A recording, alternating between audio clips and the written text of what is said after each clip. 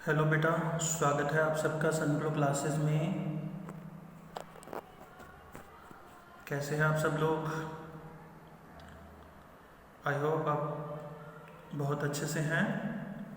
तो बेटा शुरुआत करते हैं हम अपनी क्लास की।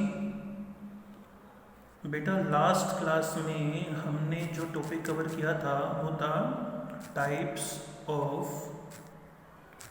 फॉरेन एक्सचेंज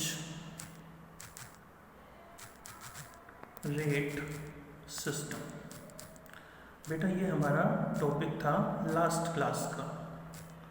यस सर, यही था, हमने लास्ट क्लास में यही किया था।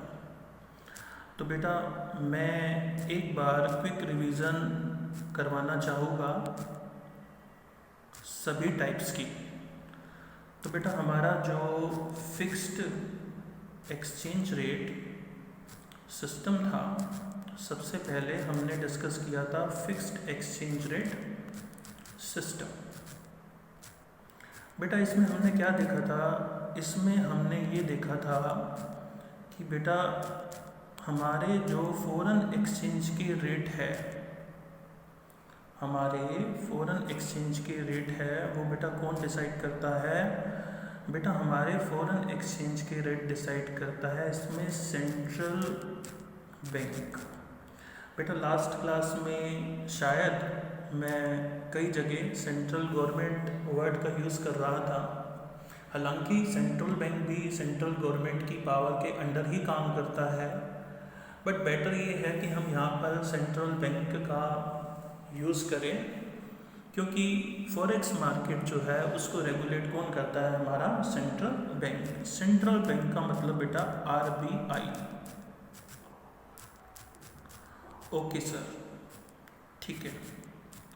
उसके बाद बेटा हमने यहाँ पर देखा था कि सेंट्रल बैंक जो है वो फिक्स्ड एक्सचेंज रेट सिस्टम में जो रेट है वो डिसाइड करता है। उसके बाद बेटा हमने देखा था यहाँ पर कोई भी डिमांड एंड सप्लाई की बात हमने नहीं की थी। No demand and supply.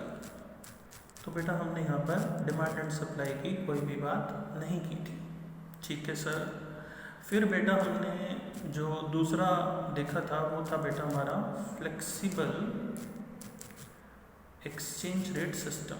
Flexible exchange rate system, yes sir. फिर हमने फ्लेक्सिबल एक्सचेंज रेट सिस्टम के बारे में बात की थी। यस बेटा।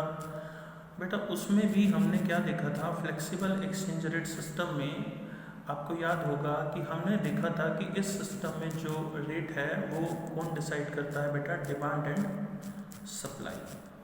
बेटा आप डिमांड एंड सप्लाई बोल लीजिए या फिर आप मार्केट फोर्सेस बोल लीजिए, बात एक ही है। ठीक है सर। बेटा जो तीसरा हमारा टाइप था वो था बेटा managed floating exchange rate system. Yes sir. उसके बाद हमने managed floating exchange rate system देखा था। बेटा managed floating exchange rate system में हमने देखा था कि यहाँ पे भी बिल्कुल फ्लेक्सिबल एक्सचेंज रेट की तरह जो रेट है वो बेटा कौन डिसाइड करता है? Demand and supply. लेकिन बेटा यहाँ पर एक एडिशनल पॉइंट जो हमने डिस्कस किया था वो ये था कि यहाँ पर बेटा सेंट्रल गवर्नमेंट जो है वो इंटरफेयर कर सकती है, माने कि डिमांड एंड सप्लाई की फोर्सेस को ओवररूल कर सकती है और खुद भी रेट डिसाइड कर सकती है। तो बेटा यहाँ पर सेंट्रल गवर्नमेंट इंटरफेयर कर सकती है, लेकिन ये इंटरफेयर बेटा तभी करती है जब पानी सर से बहुत ज़्यादा ऊपर हो जाता है। यानी कि वैसे तो डिमांड एंड सप्लाई से ही रेट डिसाइड होते हैं, लेकिन कई बार जब अचानक से रेट बहुत ज़्यादा फ्लक्चुएट करते हैं तो बेटा उस केस में सेंट्रल गवर्नमेंट कई बार खुद अपनी पावर का यूज़ करके एक्सचेंज रेट को डिसाइड करने की कोशिश करती है। ठीक है सर। उसके बाद बेटा यहाँ पर हमने देखा था कि सेंट्रल गवर्नमेंट जब इंटरफेयर करेगी तो वो सारे रूल्स और रेगुलेशंस का फॉलो करेगी। माने कि आप इंटरफेयर तो कर सकते हो लेकिन आपको सारे रूल्स और रेगुलेशंस फॉलो करने पड़ेंगे। तो यहाँ पे बेटा हमने ये देखा था कि आपको जो है वो रूल्स और रेगुलेशंस फॉलो करने पड़ेंगे, तभी जाके आप इंटरफेयर कर सकते हो। बेटा फिर हमने देखा था यहाँ पे रूल्स और रेगुलेशन का मतलब क्या होता है। बेटा यहाँ पे रूल्स और रेगुलेशन का मतलब ये होता है कि हमारे पास कई तरीके के कानून बने हुए हैं। कुछ कानून इंडिया में बने हुए हैं, कुछ फॉरेन लॉज हैं, फॉरेन लॉज भी है जिसका हमें पालन करना पड़ता है। क्योंकि आप देखिए ये जो ट्रेड है वो इंटरनेशनल ट्रेड है, तो इसके लिए आपको foreign laws and international laws का पालन करना पड़ता है, तब जाके आप ऐसा कर सकते हैं।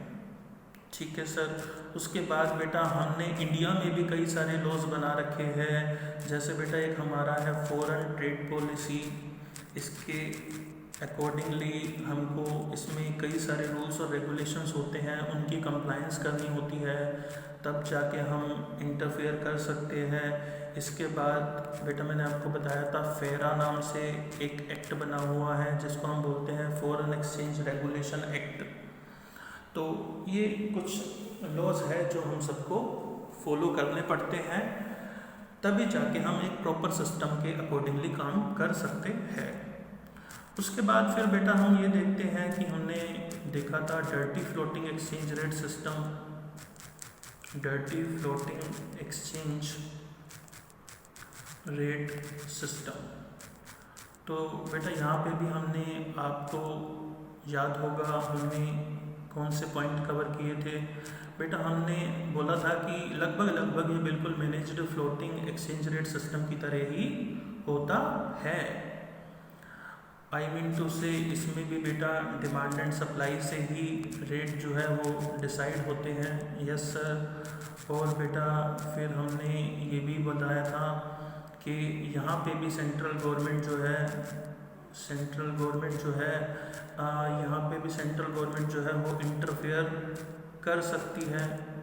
उसके बाद बेटा फिर हमने यहाँ पे ये भी डिस्कस किया था कि यहाँ पे जब सेंट्रल गवर्नमेंट इंटरफेयर करती है तो बेटा यहाँ पे वो कोई रूल्स और रेगुलेशंस फॉलो नहीं करती। ये एक गलत सिस्टम है। कुछ देशों की गवर्नमेंट ने पास्ट में ऐसा करने की कोशिश की थी जिसके नतीजे भी उनको भुगतने पड़े थे। कई देशों ने उनके साथ व्यापार करना बंद कर दिया था, उनको जो है इंटरनेशनल ट्रेड से बाहर कर दिया था।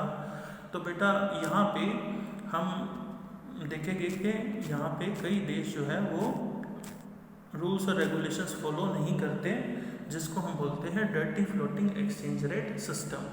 अगर आप रूल्स और रेगुलेशंस फॉलो नहीं करेंगे तो फिर जो यूनाइटेड नेशंस है या फिर यूएनओ है, यूनाइटेड नेशंस ऑर्गेनाइजेशंस, वो कई तरीके की पेनल्टीज एंड फाइन्स इस आप पर लगा देगा अगर आप रूल्स और रेगुलेशंस को तरीके से फॉलो नहीं करेंगे। ठीक है सर। तो ये बेटा हमारा एक तरीके का रिवीजन पोर्शन था। उसके बाद बेटा हमने देखा था कि अब हम बात करते हैं बेटा devaluation of domestic currency, devaluation of domestic currency. तो बेटा अब हम ये समझते हैं कि ये क्या होता है devaluation of domestic currency.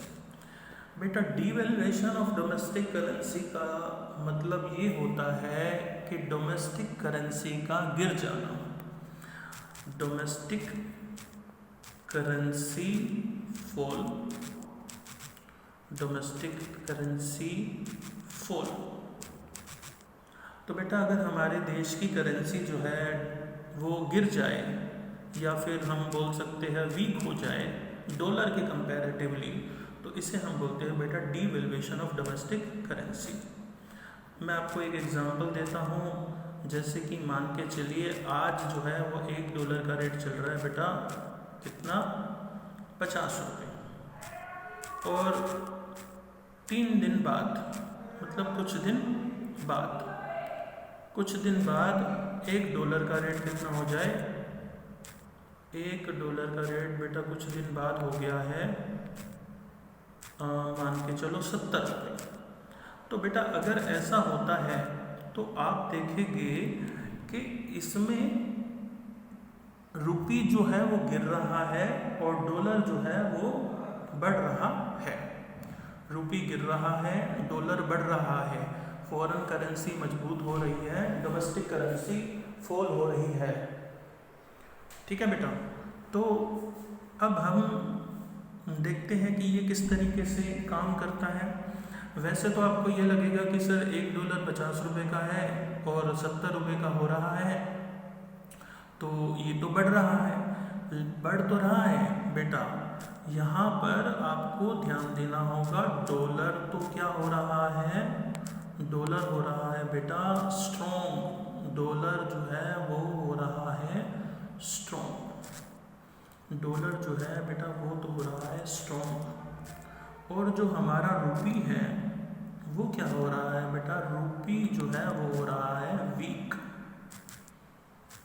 Yes sir, हम आपकी बात समझ गए। ठीक है बेटा, अब बेटा आपको ये देखना है कि ये जो डिवैल्यूएशन ऑफ डोमेस्टिक करेंसी होता है, ये डिवैल्यूएशन कौन करता है? कौन करता है डिवैल्यूएशन? तो बस यहाँ पर आपको एक बहुत इंपॉर्टेंट बात हमेशा ध्यान रखनी है कि ये डिवैल्यूएशन करता है बेटा सेंट्रल बैंक, यानी कि RBI। ओके सर, तो इसे बोलते हैं बेटा हम devaluation of domestic currency. Okay sir, उसके बाद बेटा हम देखते हैं रिवैल्यूएशन ऑफ डोमेस्टिक करेंसी क्या होता है। रिवैल्यूएशन ऑफ डोमेस्टिक करेंसी, अब बेटा इसमें हम क्या देखते हैं? इसमें बेटा हम ये देखते हैं कि जो हमारा रुपी है, हमारी जो डोमेस्टिक करेंसी है, डोमेस्टिक करेंसी जो है बेटा वो हो रही है हमारी राइज या फिर इंक्रीज। डोमेस्टिक करेंसी जो है बेटा वो क्या हो रही है हमारी? इंक्रीज। कैसे? उसका भी एक एग्जांपल लेते हैं बेटा। मान के चलो $1 जो है वो चल रहा है बेटा आपका 50 रुपये का, और मान के चलो कुछ दिन बाद क्या होता है? $1 का रेट बेटा गिर के कितना हो जाता है? $1 का रेट बेटा हो जाता है कुछ दिन बाद कितना? $1 का रेट हो गया बेटा, ये हो गया 30 रुपये। बेटा अब आप क्या कहेंगे? आप बोलेंगे कि सर डॉलर तो गिर गया, यानी कि डॉलर जो है वो क्या हो गया सर? डॉलर तो हो गया वीक, और बेटा हमारा रुपी क्या हो गया? रुपी हो गया स्ट्रॉन्ग। तो इसे बोलते हैं बेटा हम रिवैल्यूएशन ऑफ डोमेस्टिक करेंसी। और ये भी कौन करता है? ध्यान देने वाली बात है, ये भी कौन करता है? ये भी करता है बेटा RBI, यानी कि सेंट्रल बैंक। ठीक है सर, हम आपकी बात बिल्कुल समझ गए। अब बेटा हम देखते हैं, मैं आपको यहाँ पे एक नोट देता हूँ बेटा। इसमें हमने क्या देखा? इसमें हमने ये देखा कि सेंट्रल बैंक जो है उसके पास पावर है, वो डिवैल्यूएशन भी कर सकता है, रिवैल्यूएशन भी कर सकता है। तो बताइए बेटा कौन सा ऐसा मेथड था जिसमें सेंट्रल बैंक जो है सब चीज़ें डिसाइड करता है? तो आप बोलेंगे sir fixed exchange rate system में जो है वो सब चीज़ जो है वो सेंट्रल बैंक डिसाइड करता है।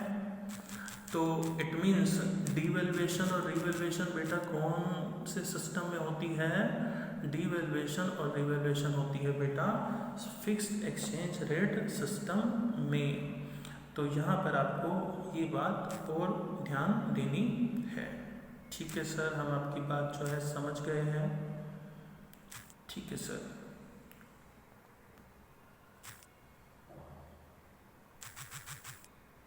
ओके। तो बेटा अब हम नेक्स्ट टॉपिक देखते हैं, depreciation of currency. Depreciation of domestic currency. अब बेटा ये क्या होता है डेप्रीशिएशन ऑफ डोमेस्टिक करेंसी? बेटा यहाँ पर मैं आपको बताता हूँ, it is same as devaluation. बेटा जो डीवैल्यूएशन का मतलब अभी अभी हमने समझा है ना, वही मतलब होता है बेटा डेप्रीशिएशन का। समझ रहे हो आप? बिल्कुल वही मतलब होता है डेप्रीशिएशन का। तो लेकिन बट इसमें आपको एक चीज़ ध्यान देनी है कि डेप्रीशिएशन वहाँ पे तो आरबीआई करता था, सॉरी डीवैल्यूएशन तो आरबीआई करता था, लेकिन बेटा डेप्रीशिएशन होता है डिमांड एंड सप्लाई की वजह से, यानी कि ऑटोमेटिकली डिमांड एंड सप्लाई की वजह से अगर आपका रुपी जो है वो वीक हो जाए और डॉलर जो है वो स्ट्रॉन्ग हो जाए तो बेटा उसको हम बोलते हैं डेप्रीशिएशन। ओके सर, बस अंतर सिर्फ इतना है, वहाँ पर कौन करता था, वहाँ पर सेंट्रल बैंक करता था, इसलिए उसको डीवैल्यूएशन बोलते थे। यहाँ पे डिमांड एंड सप्लाई करता है, इसलिए इसको बोलते हैं डेप्रीशिएशन। तो बेटा अब हम देखते हैं appreciation of domestic currency. Okay sir, हम आपकी बात समझ गए, ठीक है। अब बेटा एप्रिशिएशन ये भी it is same as revaluation, ये भी किसकी तरह है, ये बेटा बिल्कुल सेम है रिवैल्यूएशन की तरह। लेकिन यहाँ पे भी वही बात आती है कि कौन करता है एप्रिशिएशन, बेटा वहाँ पे तो आरबीआई करता था, बट यहाँ पे कौन करता है, demand and supply, demand and supply. तो बेटा ये चारों का मतलब हुआ devaluation, revaluation, depreciation and appreciation. Depreciation और डीवैल्यूएशन सेम है, डीवैल्यूएशन आरबीआई करता है, डेप्रिसिएशन डिमांड एंड सप्लाई की वजह से होता है। उसी तरीके से रिवैल्यूएशन एंड एप्रिसिएशन बिल्कुल सेम है, रिवैल्यूएशन आरबीआई करता है जबकि एप्रिसिएशन जो है वो डिमांड एंड सप्लाई की वजह से होता है। तो यहाँ पे भी हम नोट ले सकते हैं, हम क्या लिख सकते हैं, it happens in exchange rate of system, it happens in all types of exchange rate system,